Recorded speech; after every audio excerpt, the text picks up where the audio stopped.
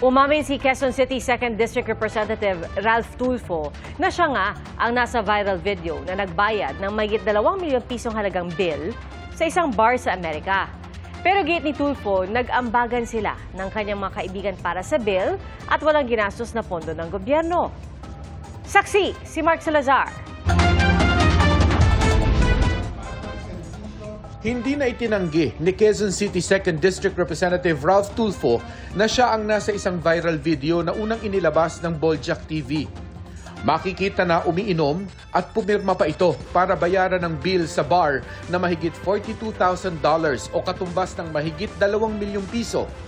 Sabi sa post, kuha ito sa Las Vegas sa Amerika. Ayon sa kongresistang anak ni Senador Raffy Tulfo, kuha ito sa pribadong pagdiriwang noong 2023 Christmas season. Ipinagdiriwang din umano nila ang magandang balitang natanggap ng kanyang mga kaibigan. Aniya, bagaman credit card ang ginamit, ay nag-ambagan silang magkakaibigan sa bill. Personal na lakad aniya ito't walang ginastos na pondo ng gobyerno. Ayon kay Tulfo, nauunawaan niya raw kung bakit masakit sa mga Pilipino ang ganitong uri ng selebrasyon. Sabay sabing huwag lumihi sa usapin ng korupsyon at panagutin ang dapat managot. Pero sa maghabong plenary budget deliberation, hindi namin nakitang dumalo si Congressman Tulfo. Ang kanyang inang si ACT-CIS Representative Jocelyn Tulfo ang aming tinanong tungkol sa issue. No.